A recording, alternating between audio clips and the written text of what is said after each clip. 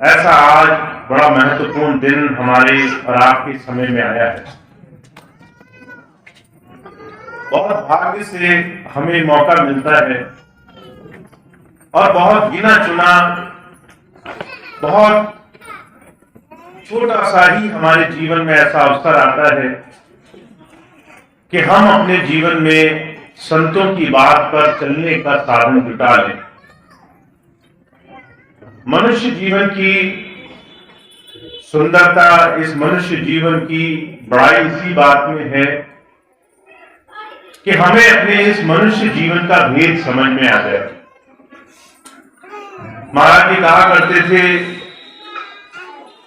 मनुष्य जीवन का सिर्फ और सिर्फ एकमात्र लक्ष्य है, हम अपना शरीर छोड़ने से पहले उस प्रभु देश के भेदी हो, जानकार हो, हमारा अपना अनुभव हो उस प्रभु के देश का,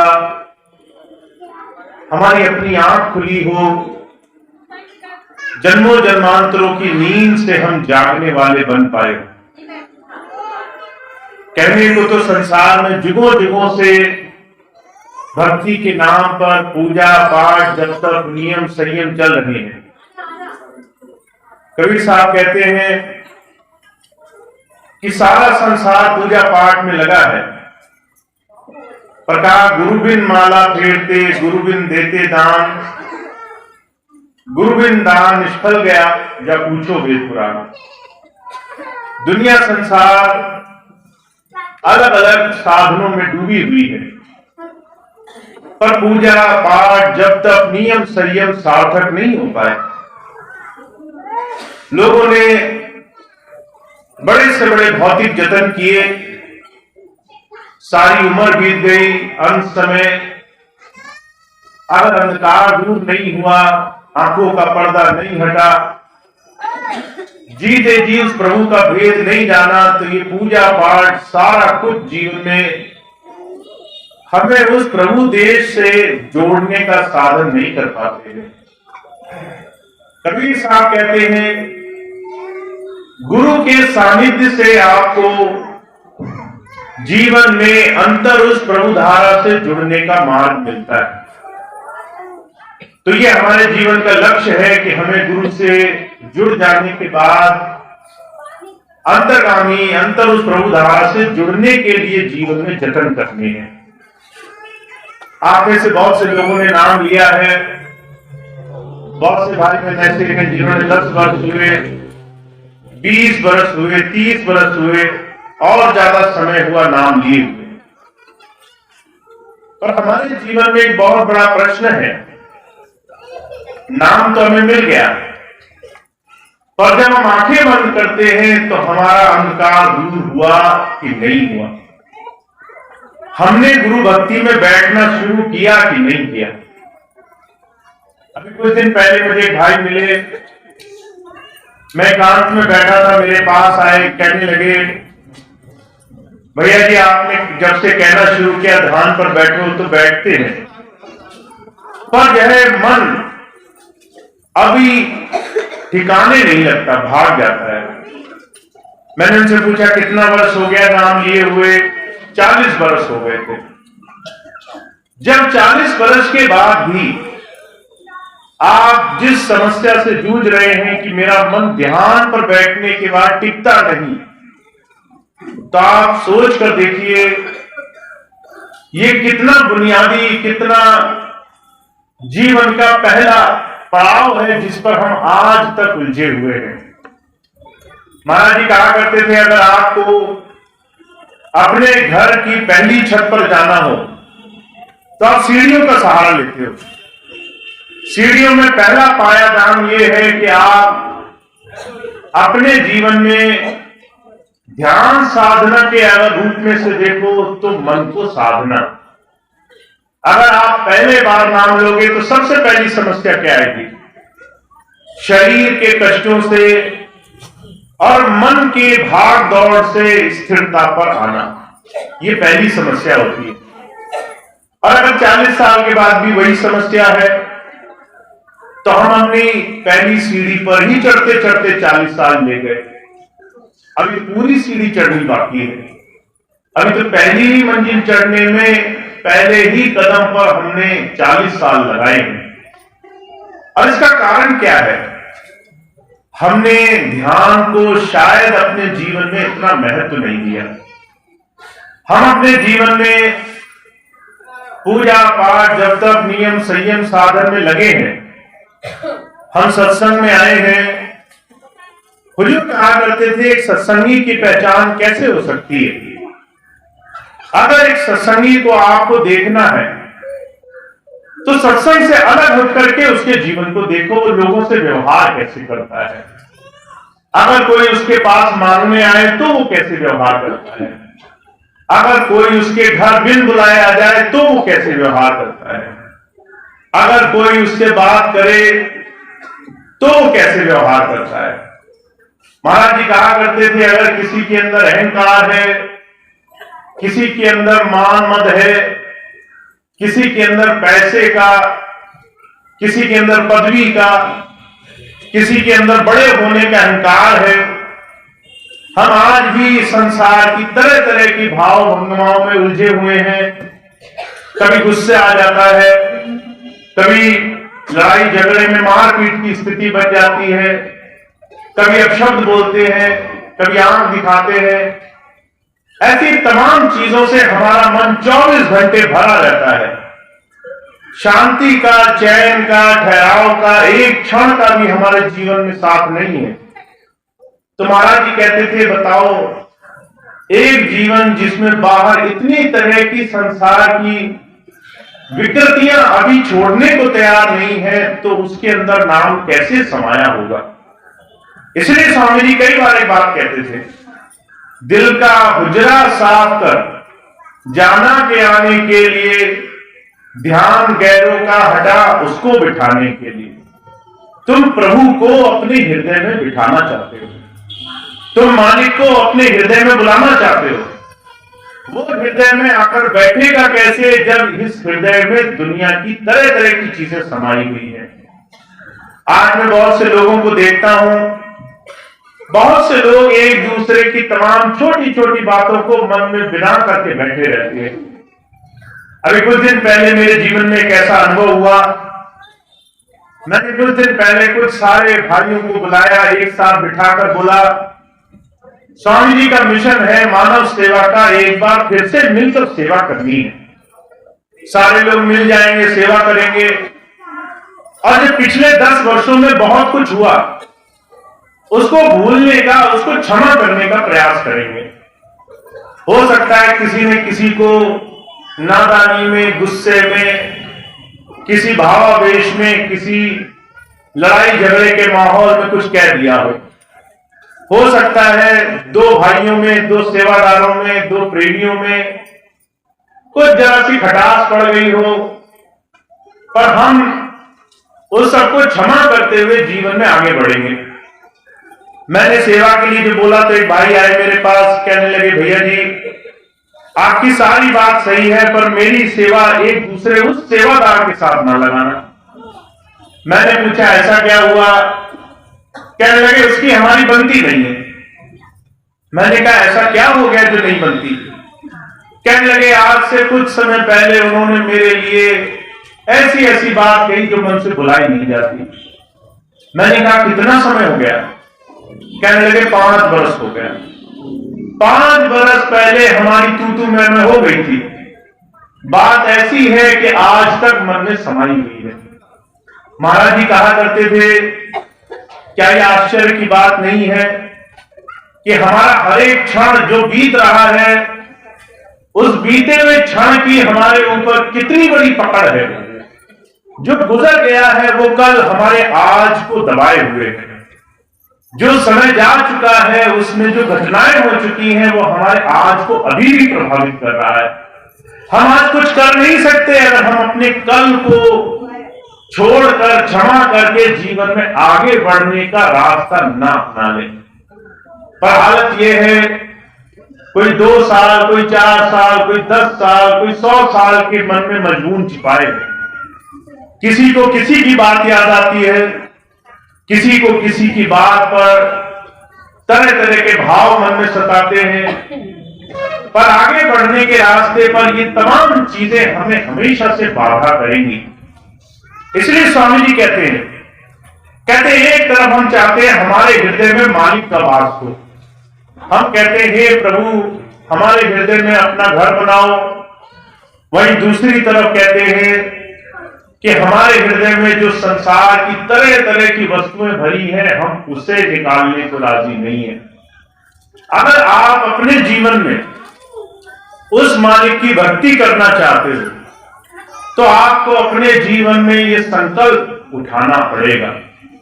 आपको अपने जीवन में यह संघर्ष तो करना ही पड़ेगा कि आप वो तमाम चीजें जो संसार की माया मद, संसार के अभिमान, दुनिया की ऊंच नीच की बातें, तरह तरह के संसार के साधन में लगी हैं, उन तमाम चीजों से हटाकर आपको सेवा और भक्ति के रास्ते पर ले आए।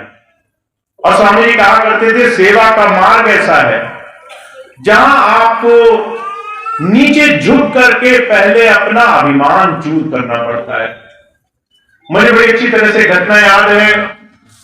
स्वामी जी के पास पंजाब से एक बार एक सेठ आए, भट्टे के बहुत बड़े मालिक थे, उन दिनों बहुत काम था उनके पास, खूब पैसा था। स्वामी जी से कहने लगे स्वामी जी मेरा भजन बन जाए, बस यही एक आखिरी इच्छा रह गई है। वैसे तो सब कुछ दे दिया परमात्मा ने, पैसा है, गृहस्थी है, बच्चे पढ़ लिख करके समझदार हो गए, बस भजन बन जाए ये मेरी इच्छा थी। स्वामी जी उन दोनों आश्रम में भवन निर्माण का काम करा रहे थे, जगह जगह गारा मिट्टी ईंटें फैली हुई थी। स्वामी जी कहने लगे 7 दिन रुको, सेवा करो, शाम को भजन करो, तुम्हारा काम हो जाएगा। अब वो सेठ थे, बड़े अच्छे कीमती कपड़े पहने थे, पर स्वामी जी के वचन पर पूरी तरह से चलने के लिए पूरी तरह प्रतिबद्ध थे। गुरु जी ने कहा है इसी से मेरा काम बनेगा, ये बात उन्होंने मन में ठान ली। तो उनके साथ एक और प्रिय सत्संगी आया करते थे, उनसे मैं भी कुछ दिन पहले मिला। तो जब वो दोनों लोग गए सेवा करने के लिए तो उन दिनों मिट्टी वो इकट्ठी करके डलिया में भरने का काम चल रहा था। जहां जहां घास ज्यादा उग गई थी उसको छीलने का काम चल रहा था।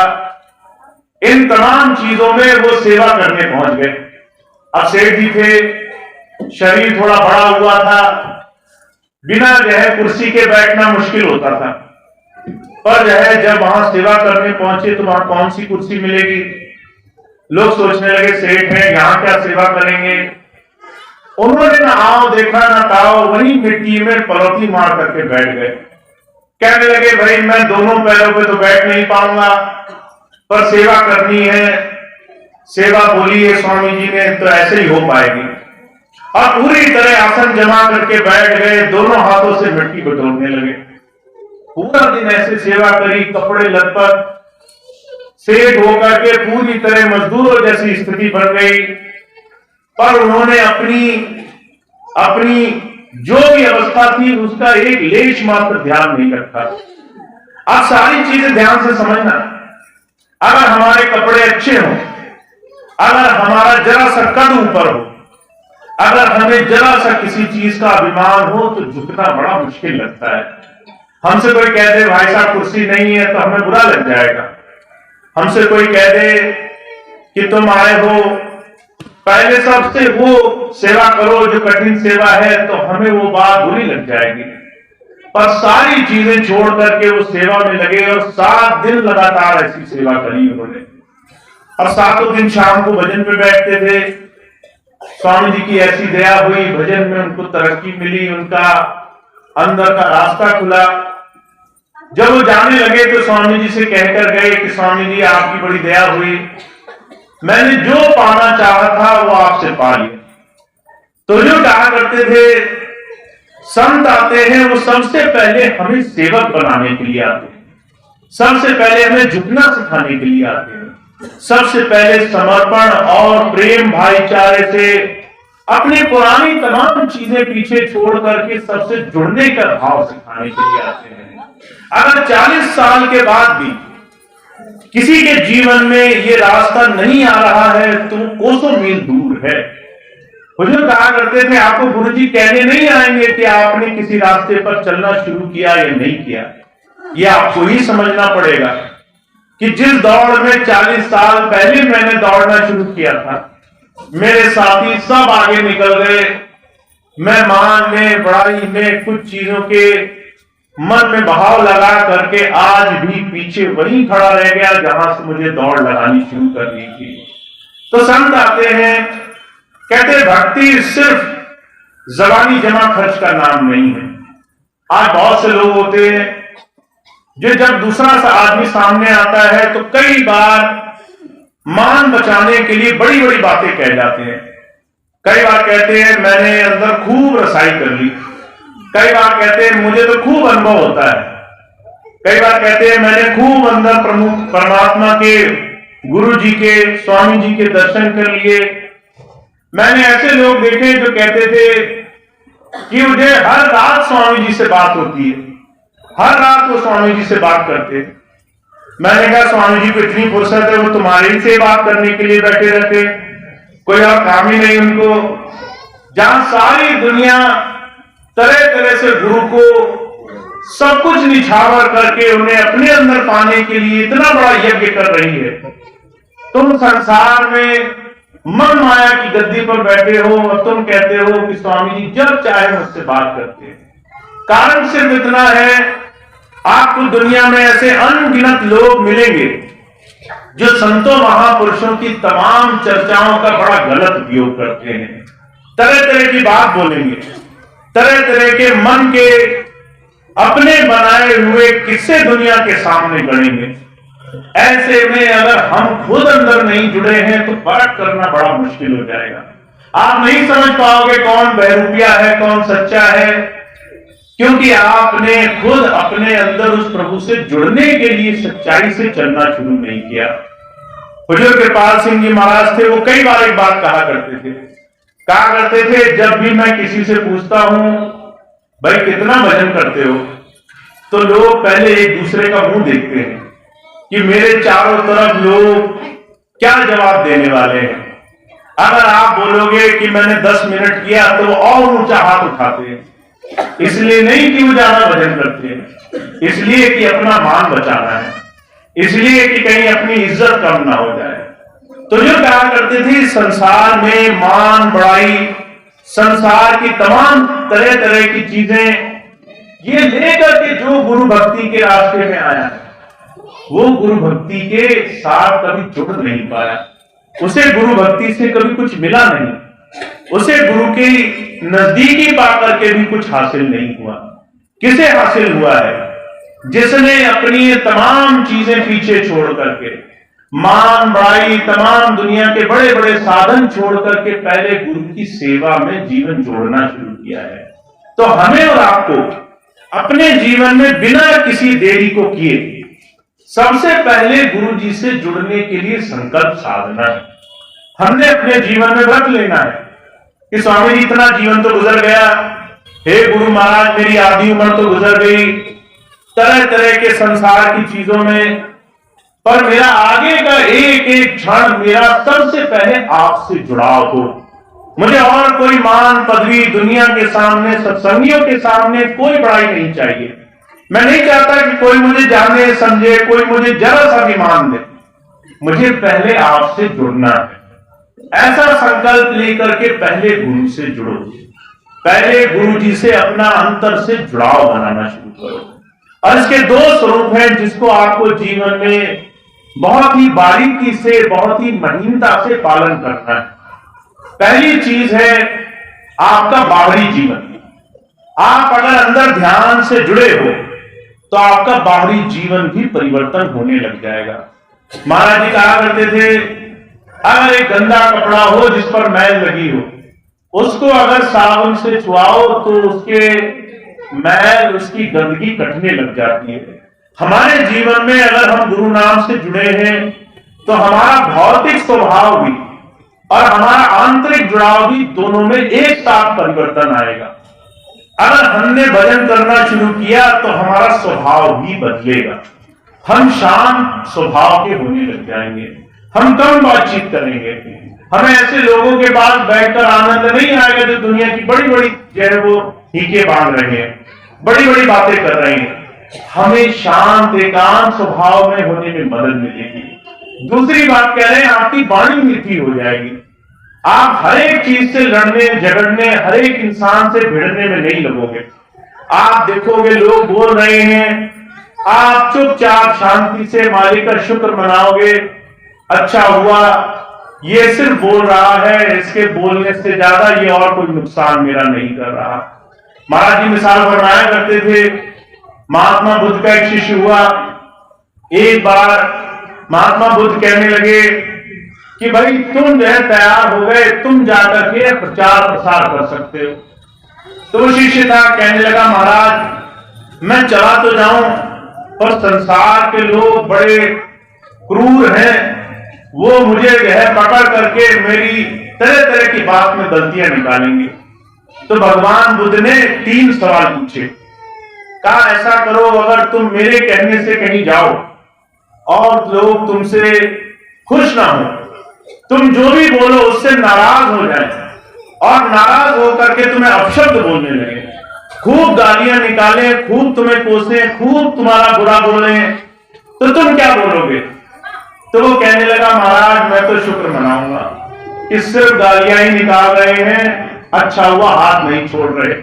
अगर जो है हाथ छोड़ने लग गए थे तो मैं कहां भाग जाता, मैं तो अकेला इंसान हूं, मेरे को तो कोई बचाने भी आने वाला नहीं था। महात्मा बुद्ध कहने लगे अगर जो है दूसरा सवाल, अगर जो है वो तुम्हें पीटने ही लग जाते, अगर वो तुम्हें आके मारने ही लगते, तो तुम क्या कहते? कहने लगे महाराज मैं तो शुक्र मनाता कि चलो पीट ही रहे हैं, मार तो नहीं डाल रहे, अगर जो है मुझे मार ही देते तो मैं क्या कर लेता। तीसरी बात उन्होंने पूछी, फर्ज करो वो तुम्हें मारने को ही आ जाते, क्या आज तुम्हें जान से ही मार देंगे, फिर क्या करोगे? कहने लगा महाराज मैं कहता शुक्र है, शरीर छूट गया, बड़े परेशान हुए इसके चक्कर में, जगह जगह मार खिलाई, अब जो है एक ही बार छुटकारा हो गया। महात्मा बुद्ध कहने लगे तुम बिल्कुल तैयार हो, तुम जा सकते हो, अब ना तुम्हें कोई बुरा कह पाएगा, ना तुम्हें कोई मार पाएगा, ना तुम्हारा कोई शरीर छीन पाएगा। जो ना शरीर के दुख से परेशान है, जो ना मान हनन से परेशान है, ना तो किसी की बोली किसी को डरा सकती है, उसे कौन मार सकता है, उसे कौन बुरा कर सकता है, वो तो सबसे जीता हुआ बैठा है।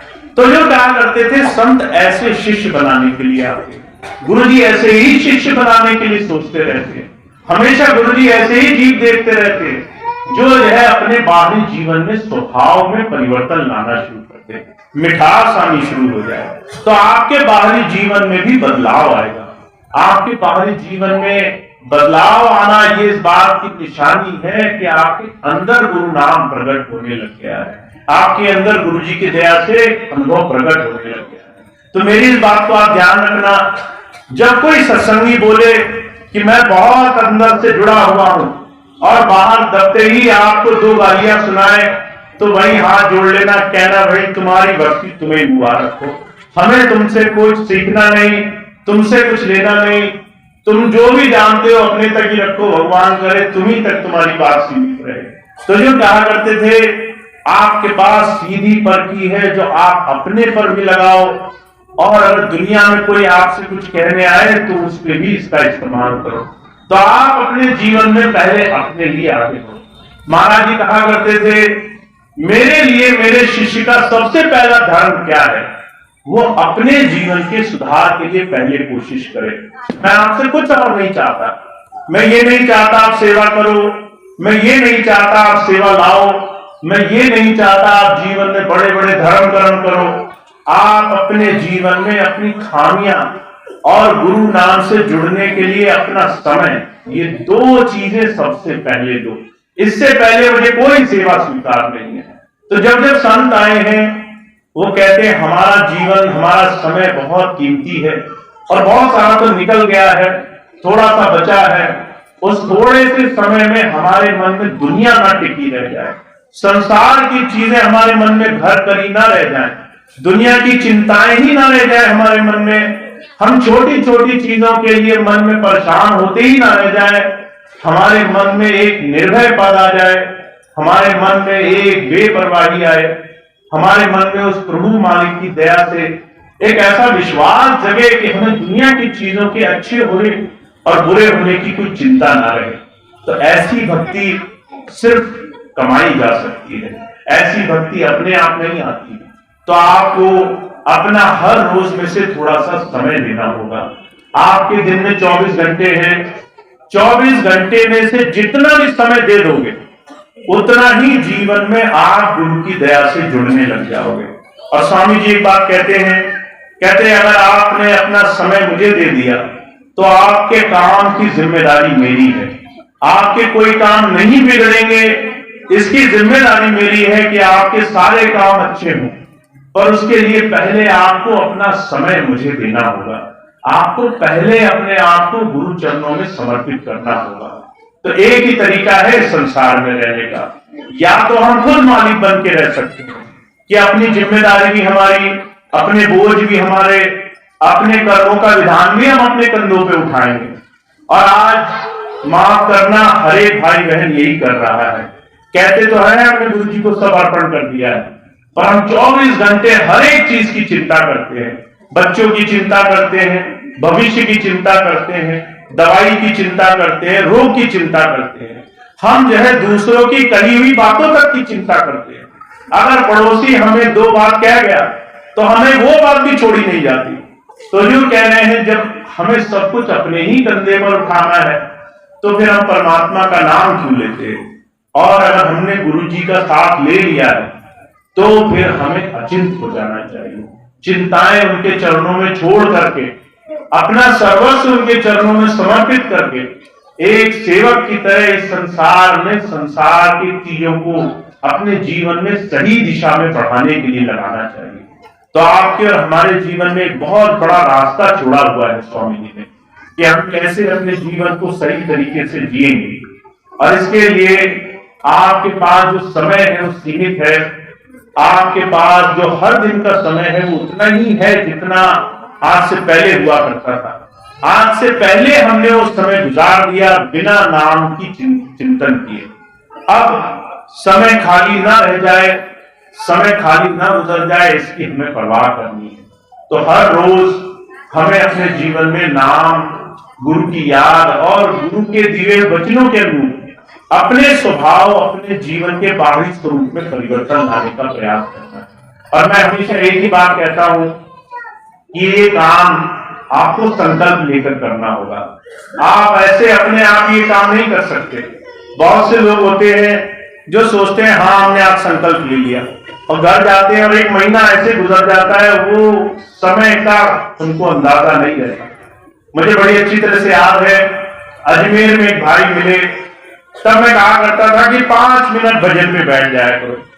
तो वो आए मेरे पास, कहने लगे भैया जी मुझे बड़ी समस्या है, आपने एक बात कही थी, उस बात से बहुत अब मन में एक चिंता समाई हुई है। मैंने कहा क्या हुआ? कहने लगे आपने बोला था हर रोज 5 मिनट सत्संग जो है भजन कर लिया करो। मैं एक दिन भजन पर बैठा, 5 मिनट बैठने की चाह में, और जब भजन पर बैठा तो कोई काम याद आ गया। मैंने सोचा पहले काम करूं कि पहले भजन करूं। मैंने सोचा काम जरूरी है, भजन कल कर लेंगे। तो मैंने मन में व्रत लिया कि आज का भजन मैं कल वाले भजन में जोड़ दूंगा। आज का 5 मिनट, कल का 5 मिनट, 2 साथ में जुड़ेंगे, 10 मिनट हो जाएंगे। 10 मिनट तो ज्यादा नहीं होते हैं। अब वो अगले दिन बैठा, 10 मिनट करना था, पर जो है उस दिन मन ने और शैतानी करी। बैठे बैठे मन न लगा करे तो जो है मन में ख्याल आया आज तो तुम्हारा मन नहीं लग रहा, आज नहीं हो पाएगा तुम पे, कल कर लेना। 10 मिनट को कल के 5 मिनट से जोड़ के कर लेना। 15 मिनट कौन सा मुश्किल होती है। अगले दिन 15 मिनट हो गए, अब अगले दिन 20 मिनट हो गए। हर दिन भजन छूटता गया, समय बढ़ता गया। कहने लगा भैया जी 40 घंटे इकट्ठे हो गए। अब ये 40 घंटे भजन में कैसे पूरे करूं? मुझे आप पिछले 40 घंटे माफ करो तो मैं आगे शुरू करूं। मैंने कहा तुम्हारी स्थिति जो है उसमें तुम हर बार आकर माफी कराते रहोगे, क्योंकि जो 5 मिनट पहले दिन छोड़ गया वो जो है हर दिन अपना हर दिन का संकल्प छोड़ता जाएगा। तो संकल्प की बहुत बड़ी विशेषता होती है। आपने एक दिन का संकल्प भी छोड़ दिया तो अगले दिन का पूरा नहीं कर पाओगे। अगर आपने एक दिन का भी व्रत छोड़ दिया तो आप अगले दिन का व्रत पूरा नहीं कर पाओगे। तो आपको ऐसा संकल्प लेना है कि मैं अगर भजन नहीं करूंगा तो मैं भोजन भी शरीर को नहीं दूंगा। अगर आप आज भजन नहीं करो तो आपको लगेगा कि एक दिन भोजन नहीं किया तो क्या नुकसान हो गया। आप आज का भोजन भी छोड़ दोगे, पर 2 दिन छोड़ोगे, 3 दिन छोड़ोगे, कितने दिन भोजन छोड़ोगे। आपको हार करके इस मन को भजन कराना ही पड़ेगा। तो जो कहा करते थे, संतों ने संकल्प लेकर के साधना करी है। बाबा जयनंद सिंह जी महाराज थे, उन्होंने अपने बाल खूंटी में बांध करके साधना करी। स्वामी शिवदयाल सिंह जी महाराज थे, छोटे खटोले पर बैठ करके साधना करी। संतों ने इस शरीर को, इस मन को इस आदत से जोड़ने के लिए हमेशा एक कठिन व्रत धारण किया है, ताकि ये मन माने, ये मन अपनी करतूत हमेशा ना दिखाता रहे। तो आप ये मत सोचो कि हमारा ही मन भागता है। संतों महापुरुषों ने भी इस मन को काबू करने के लिए हट किया है, मेहनत करी है, तब जाकर के भजन हुआ है। तो आपको भी थोड़ा सा हट तो करना पड़ेगा। हर रोज का भजन पूरा करने के लिए आपको एक संकल्प लेना पड़ेगा कि मेरा समय तेजी से जा रहा है, मैं आज संकल्प लेता हूं कि आज के बाद मेरा एक भी दिन भजन के बगैर खाली नहीं जाएगा। तो आज का भजन मैंने किया, वो मेरे लिए जीवन में सबसे बड़ा मेरे जीवन का व्रत का पालना हुआ। और आप इसके लिए सिर्फ एक चीज का ध्यान रखो, मैं बार बार एक ही बात कहता हूं, भजन पे बैठना आपका काम है। भजन में कुछ मिले नहीं मिले ये आपकी जिम्मेदारी नहीं है। बहुत से लोग ये सोचकर बैठते हैं कि मेरा भजन नहीं बनता तो जो है मेरा भजन पे बैठना बेकार हो गया। भजन पे बैठना आपकी जिम्मेदारी है, भजन बनना नहीं बनना ये मालिक की जिम्मेदारी है, ये आपका काम नहीं है। इसलिए उस पर नजर मत रखो, सिर्फ अपनी मेहनत पे नजर रखो। और महाराज जी कहा करते थे, द्वार धनी के बने रहो, धक्के धनी के खाए, एक दिन धनी नवाजिए जो दर छाड़ न जाए। अगर तुमने दर नहीं छोड़ा तो जो है उसको आपको हर तरीके से माल करना पड़ेगा, आप जो है खाली कभी नहीं जाओगे। तो ऐसा हमें दृढ़ संकल्प लेना है कि हम अपने जीवन में भक्ति के मार्ग पर लग सके।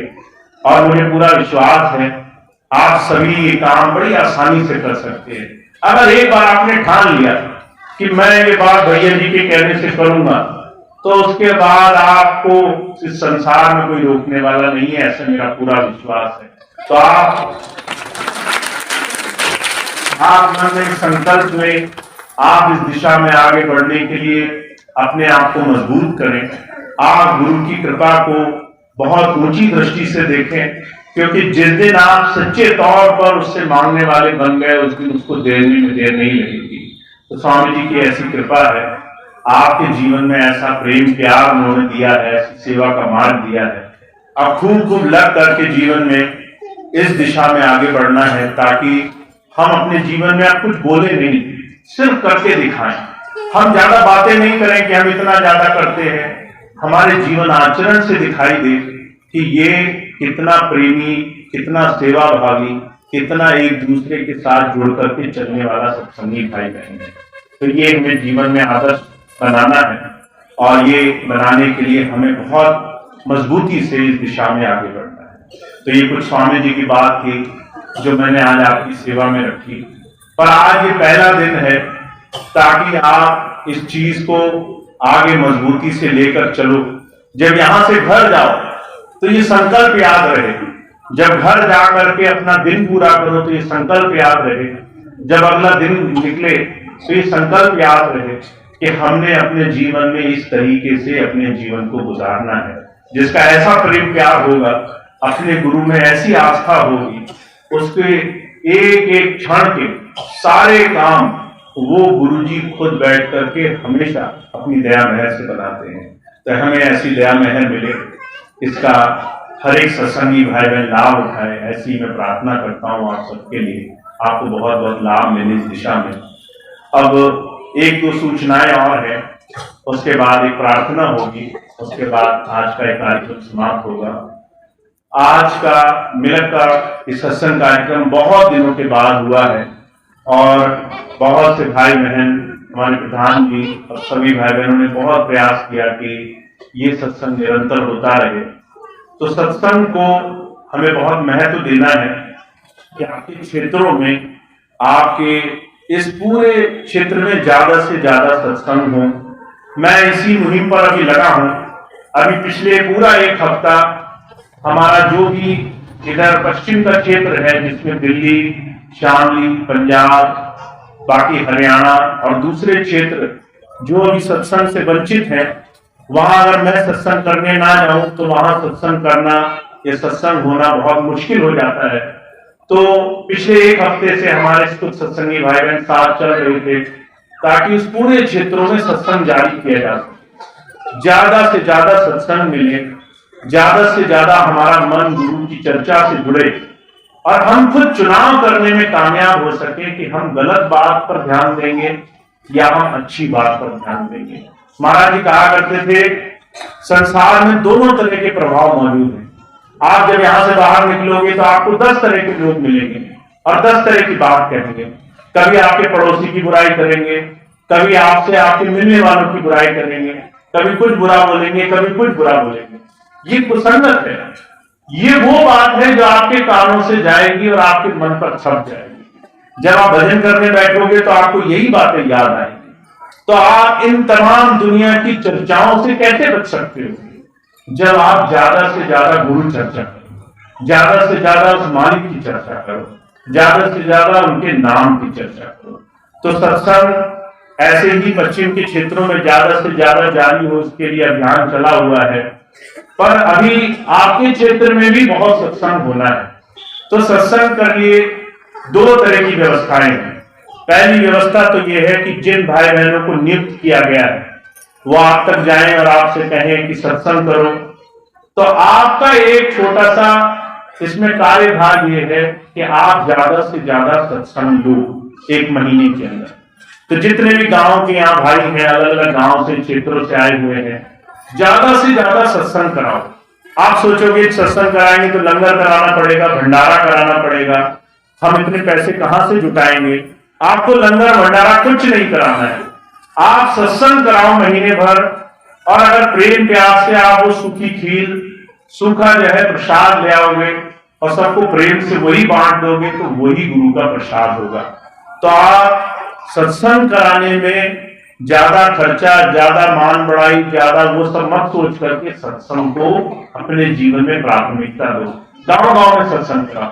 तो यहाँ बहुत सारे हमारे सत्संग के सेवादार भाई बहन नियुक्त हैं पूरे मिलक रामपुर क्षेत्र में, और मैंने उनसे बार बार अनुरोध किया है कि आपको पूरे महीने, अगर आप चाहते हैं मैं हर महीने यहाँ आऊं, तो आपको पूरे महीने यहाँ ज्यादा से ज्यादा सत्संग करने होंगे। तो वो तभी होंगे जब आप कहेंगे कि भाई साहब हमारे घर में आओ, सत्संग करो। हमारे घर में आकर के हम 2, 4, 10, 20, 50 जितने लोगों को सूचना दे सकते हैं सूचना देंगे, और सत्संग आप जरूर करो। तो आप देख रहे हैं कि मिलक पिछड़ रहा है थोड़ा पीछे से। अभी कितने महीने पहले सत्संग हुआ था, अब कितने महीने बाद दोबारा हुआ। वो इसलिए कि हमारा कहीं भी जाना तभी सार्थक है जब आप सबकी भी मेहनत भरपूर हो गुरु चर्चा करने में। कभी एक हाथ से ताली नहीं बजती, ये आपने देखा ही है।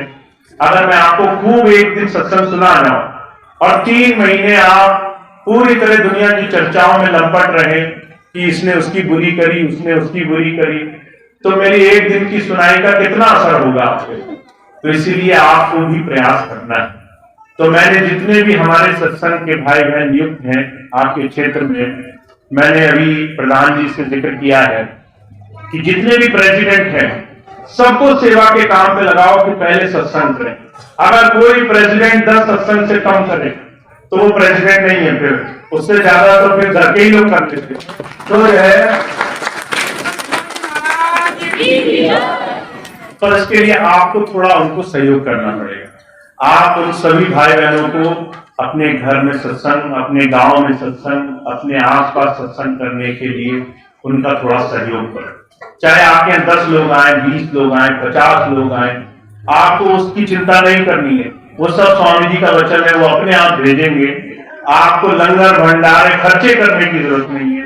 आप सूखा प्रसाद देंगे और जो है सभी प्रेमी भाई खुशी खुशी सत्संग का लाभ उठाएंगे। तो सत्संग जारी कीजिए, ज्यादा से ज्यादा सत्संग की दिशा में बढ़िए। दूसरी बात यह है, अभी श्याम बिहारी भैया बता रहे थे, स्वामी जी के नाम से एक सेवा समिति का गठन हो गया है। सेवा समिति अगले वर्ष 2024 जनवरी से काम करना शुरू करेगी। पर उस सेवा समिति का उद्देश्य है मानव सेवा। मानव सेवा में जरूरी नहीं है कि अपने ही सत्संगियों की सेवा, जितने भी मानव मात्र जीव संसार में मौजूद है, जब हम देखते हैं कि कोई दुख में है, कोई परेशानी में है, कोई तकलीफ में है, तो हमारी संस्था, हम सब लोग जो इस संस्था के सदस्य बने, उन सबके सहयोग से हम सेवा कार्य जारी कर सके। तो सेवा कार्यों में 2-3 तरह के प्रमुख सेवा कार्य हैं। पहली चीज है स्वास्थ्य रक्षा। बहुत से लोग होते हैं बीमारियों में पड़ जाते हैं, अलग अलग तरह की बीमारियों से ग्रसित रहते हैं। तो इस संस्था में अभी 2 तरह के काम शुरू किए गए हैं। पहला, जो बीमार हो जाए उसको इलाज कराया जाए और प्रयास किया जाए शिविर लगे, जिसमें लोगों को उनकी परेशानियों बीमारियों में हम कैसे मदद पहुंचा सकते हैं। पर साथ साथ जागरूकता, लोगों को यह बताया जाए कि आप बीमार नहीं भी पड़ सकते अगर थोड़ा सा आप ध्यान दो। अगर आपको कुछ चीजों की समझ हो तो आप अपने जीवन में आप अपनी छोटी छोटी चीजों को ध्यान रख करके आप बच सकते हो। महाराज जी एक बड़ी सुंदर मिसाल फरमाया करते थे।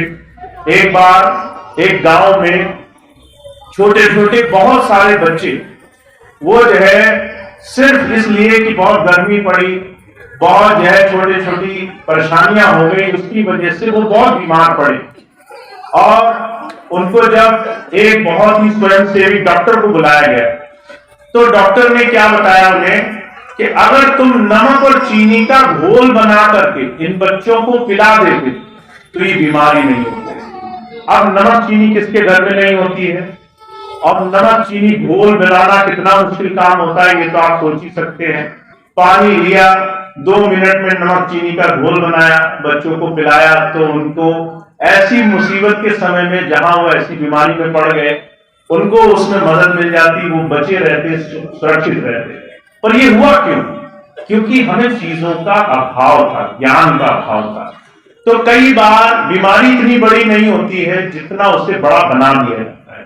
तो स्वास्थ्य रक्षा के लिए जागरूकता अभियान इस सेवा समिति का एक संकल्प है कि हमारी माताएं बहनें, हमारे भाई गांव गांव में सभी लोग ये बात जाने कि वो बीमार हो, इससे पहले भी हम अपने खान पीन, अपने आचरण, अपने तरीकों से अपने आप को स्वस्थ रख सकते हैं। तो स्वामी जी की संस्था का एक बहुत बड़ा मिशन ये रहेगा कि हमें जो जरूरतमंद हैं, जो तकलीफ में हैं, या ऐसे लोग जो तकलीफ में आ सकते हैं, उनको हम मदद करें।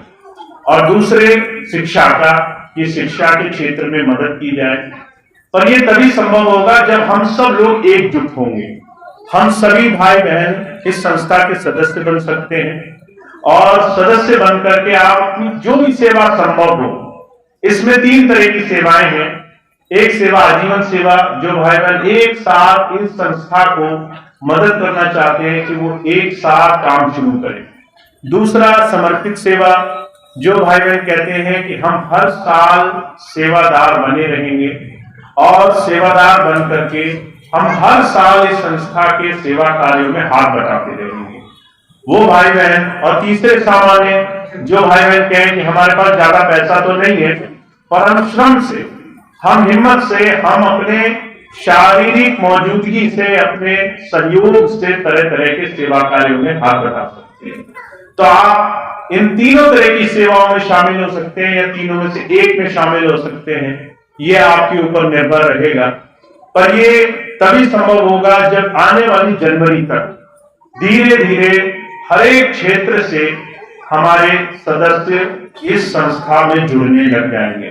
तो बहुत से भाई बहन समर्पित सदस्य हैं, बहुत से भाई बहन नहीं भी हैं, मेरा अनुरोध ये है, जनवरी महीने से आप हमारी संस्था में पूरी तरह से जुड़े, ताकि हम जनमानस में सब जगह स्वामी जी और आप सबके सहयोग से एक सेवा के अनुष्ठान को, एक मानव सेवा के अनुष्ठान को दुनिया के सामने ला सके और जन जन में सेवा की भावना पहुंचा सके।